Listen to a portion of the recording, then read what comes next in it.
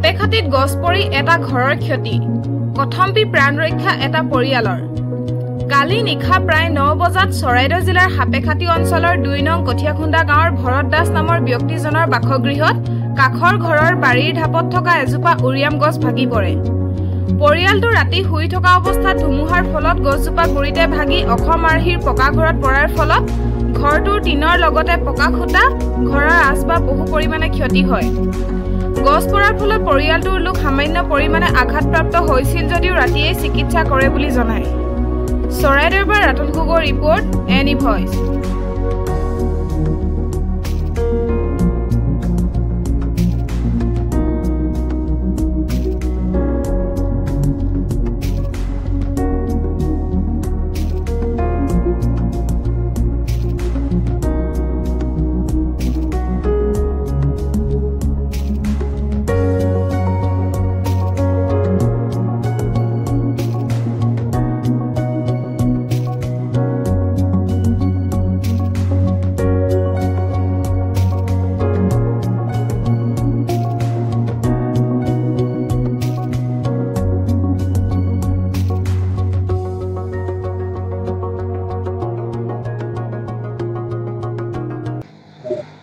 যোৱা নিশা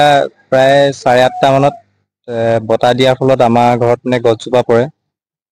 ওচৰৰে ঘৰ দিবাকৰ দাসৰ গছজোপা আহি আমাৰ ঘৰত পোৱাৰ ফলত ঘৰৰ ৱাল ভাঙে টিং ভাঙে মানুহবিলাক আমি তাতে বহি আছিলোঁ প্ৰথম ৰক্ষা পৰিছোঁ আৰু হয় মেডিকেল গৈছিলোঁ আমি